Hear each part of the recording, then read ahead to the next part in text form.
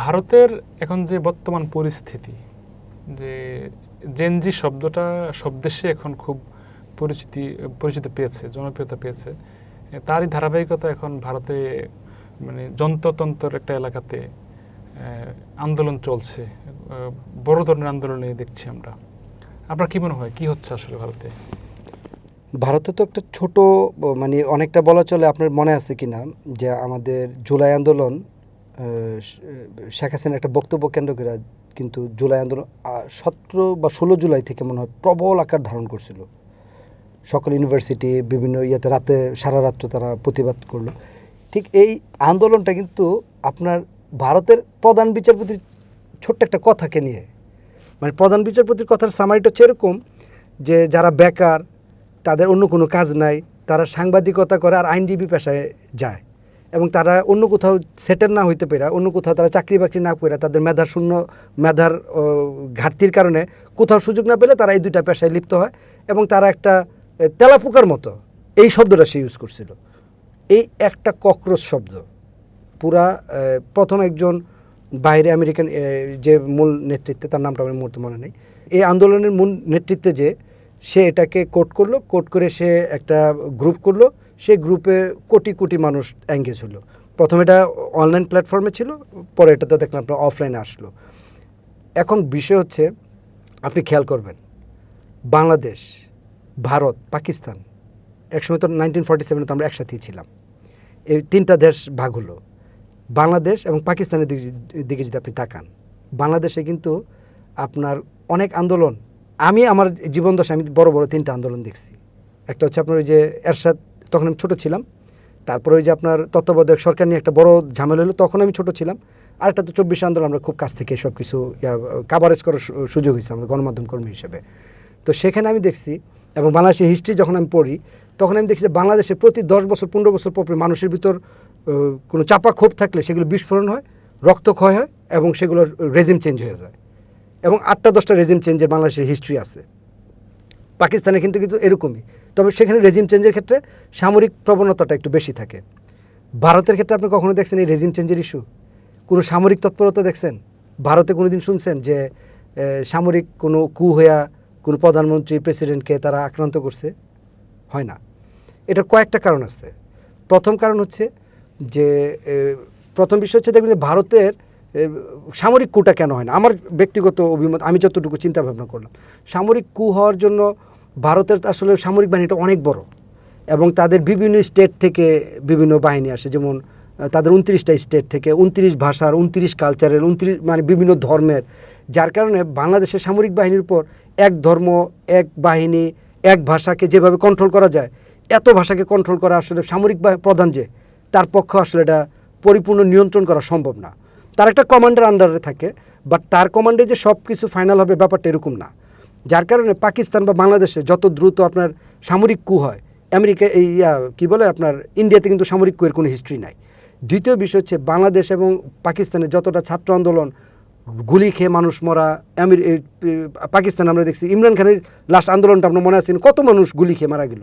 বাংলাদেশে তো আমরা 24-এর একবার জলজন্ত উদাহরণ, কিন্তু ইন্ডিয়ার ইতিহাসে কিন্তু এরকম কোনো হিস্ট্রি নাই যে শত শত হাজার হাজার ছাত্রকে গুলি করে খাচ্ছে, মারা যাচ্ছে, মানে করতেছে। এটা আসলে তাদের বিভিন্ন মেকানিজমের কারণে এটা ওইভাবে তৈরি হয়ে আসছে। এখন বিষয় হচ্ছে যে এই যে ককরোচ আন্দোলনটা যে এখন চূড়ান্তভাবে ইন্ডিয়ার পক্ষে যে বিভিন্ন লোকজন দাঁড়ায় গেছে, বাংলাদেশের যে আন্দোলনটা যে কালচারে গড়ে উঠছিল, আপনার প্রথম অল্প কিছু লোক, পরবর্তীতে অনেক বড় বড় যারা আমরা কি বলি বুদ্ধিজীবী যারা, তারা এখানে সংযুক্ত হলো, পরে কালচারাল ব্যক্তিত্ব এখানে সংযুক্ত হলো, পরে পুরো রাষ্ট্রীয় কাঠামোটা তো এখানে সংযুক্ত হলো। ইন্ডিয়ার ক্ষেত্রে কিন্তু তাই দেখতেছি আমরা, যে এখন কিন্তু কালচারাল যারা পিপুল ছিল, শাহরুখ খান, সালমান খান, বড় বড় যারা তাদের কালচারাল পিপুল, তারা কিন্তু অলরেডি এঙ্গেজ হয়ে গেছে। আরও অনেক বড় বড় বিরোধী রাজনীতি যারা, ওই যে রাহুল গান্ধী, তারা এঙ্গেজ হয়ে গেছে।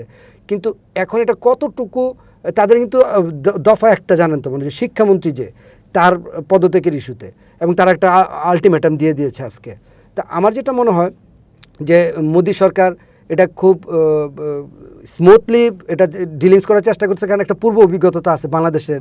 কারণ এটা যদি আপনি মনে করেন, বাংলাদেশে একটা টেস্ট কেস কিন্তু ওনার সামনে আছে, যার কারণে আমি দেখছি কালকে অনেক রাবার বুলেট মারছে পুলিশ, এবং ক্রস রাবার বুলেট মারছে, মানে কারো গায়ে গিয়ে লাগুক, কেউ আক্রান্ত হোক, কেউ মারা যাক, কারো উপর মানে একবার নিশ্চিত নিশানা করে মৃত্যু, এটা কিন্তু তারা করতেছে না।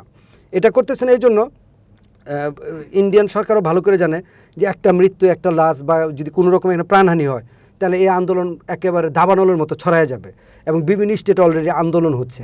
যার কারণে মোদি সরকার এটা খুব মানে স্মুথলি ডিলিংস করার চেষ্টা করতেছে। কিছুক্ষণ আগে দেখলাম নিউজেতে তারা কেন্দ্রীয় সরকারের সাথে যদি বসার দরকার হয় কীভাবে বসতে হবে, কী কী ইস্যু নিয়ে বসতে হবে, এটা নিয়েও তারা আলোচনা করতেছে। তবে একটা বিষয় আমি বারবার যেটাকে চিন্তা করার চেষ্টা করছি যে বাংলাদেশে আন্দোলন বা পাকিস্তানের আন্দোলন বা অন্য অন্য নেপাল শ্রীলঙ্কার আন্দোলনের সাথে এই আন্দোলনের কিছু পার্থক্য আছে।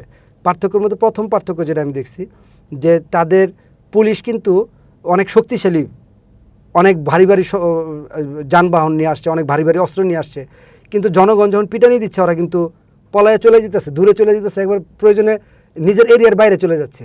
কিন্তু জনগণকে গুলি করে জনগণের উপর একেবারে নিপীড়ন চালায় সেখানে এসে পুনর্দখল করবে, এটা তাদের চিন্তার মধ্যে নাই। যার কারণে আমার কাছে মনে হচ্ছে যে মোদি সরকার যদি এটাকে প্রাণহানি ছাড়া ডিলিংস করতে পারে, আমার মনে হয় যে ওই যে পূর্ব হিস্ট্রি যেভাবে আছে ইন্ডিয়ান, যে এখানে আর বড় ধরনের কোনো ইয়ে হবে না, হয়তোবা তাদের শিক্ষামন্ত্রীর পদত্যাগের ইস্যুটা পর্যন্ত এটা থেমে যাবে। তবে এটা একটা বার্তা, কী টাইপের বার্তা, মানে আমি যেটা বোঝার চেষ্টা করছি সকল পত্রিকা পড়ে, তাদের এনডিটিভি দেখে, তারপর হচ্ছে আনন্দবাজার পত্রিকা, তাদের যে বিভিন্ন হিন্দুস্তান টাইমস, এগুলো পড়ে আমি যেটা বোঝার চেষ্টা করছি, এই যে আন্দোলনের যে গ্রাউন্ড, এটা গ্রাউন্ডটা কিন্তু আজকের এই গ্রাউন্ড থেকে তৈরি হয় নাই। তাদের মধ্যে প্রচুর বেকারত্ব, তাদের মধ্যে প্রচুর আপনার এই প্রশ্ন লিক করে, কারণ বেকারত্ব থাকলে প্রশ্ন একটা ডিমান্ড থাকে প্রচুর, যে একটা প্রশ্ন লিক করে তারা কোটি কোটি টাকা ইনকাম করতে পারে। সে প্রশ্ন লিকিংয়ে অনেক মেধাবী ছাত্ররা আপনার পাচ্ছে না, চাকরিতে সুযোগ পাচ্ছে না। আপনার একটা নিউজ পড়ছেন হয়তো কালকের আগের দিন, সে গোল্ড মেডেলিস্ট পাওয়া 24 বার বা 14 বার বিভিন্ন জায়গায়, 34 বার বা 24 বার বিভিন্ন জায়গায় চাকরি ইন্টারভিউ দিয়ে চাকরি না পাওয়ার কারণে গোল্ড মেডেলিস্ট স্টুডেন্ট সে আত্মহত্যা করছে। তার বাবাকে বলছে, বাবা এবং মা তোমাদের কাছে আমি সরি, আমি পারলাম না, বলে আত্মহত্যা করছে।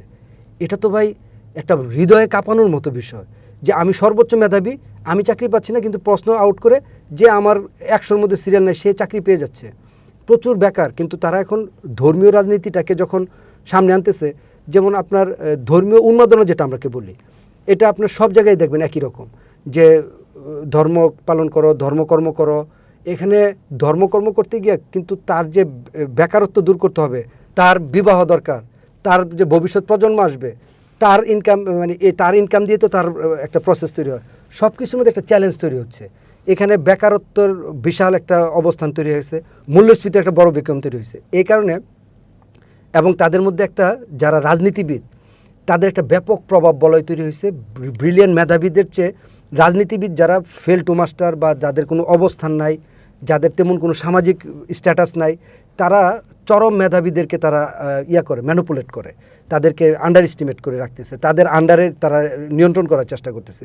এই বিষয়গুলো লম্বা সময় ধরে মানুষ দেখতে দেখতে তখন তারা চিন্তা করলো যে আমার ধর্মর একটা অবকাঠামো দিয়ে, ধর্মের একটা বলয় পরিয়ে আমাকে তারা সকল অধিকার থেকে বঞ্চিত করাই দিচ্ছে। মানে আপনি কল্পনা করুন ব্যাপারটা এরকম, যে আমি অত্যন্ত মেধাবী স্টুডেন্ট, আমার ভালো চাকরি পাওয়ার সুযোগ ছিল, আমার বড় বড় জায়গায় যাওয়ার রিচ করার সুযোগ ছিল, কিন্তু আমি একটা ধর্মীয় রাজনীতির মধ্যে পড়ে গেলাম যে না, তুমি পান্তা ভাত দিয়ে ভাত খাও, আল্লাহ তোমাকে কিয়ামতের দিন বেহেশত দিবে অথবা তোমাকে স্বর্গ দিবে।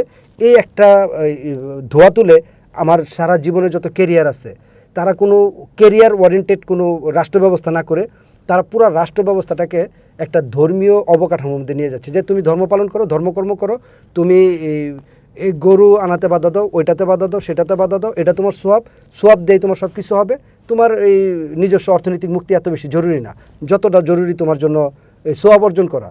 এই জিনিসগুলো ভাই, এটা ধরেন বিজেপি বলেন, বাংলাদেশের ধর্মীয় রাজনীতি বলেন, কেউ ভাই লম্বা সময় এটাকে গ্রহণ করবে না।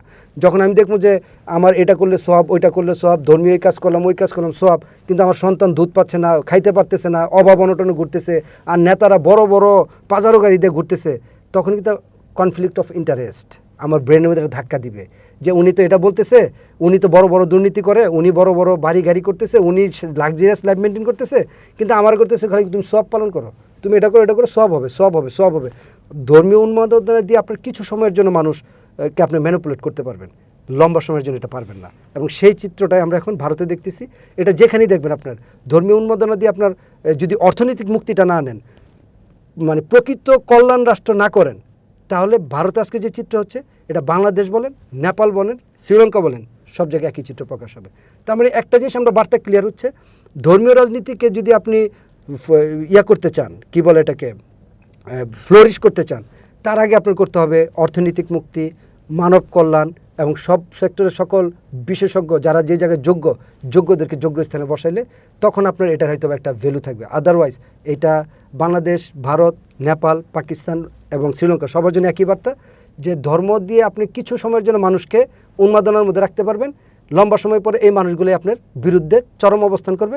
এবং ইন্ডিয়ান পরিস্থিতি কি হয় আমরা আগামী 2-1 দিনের মধ্যে জানতে পারবো, এবং এটা আমাদের এই উপমহাদেশের জন্য একটা শিক্ষা হয়ে থাকবে।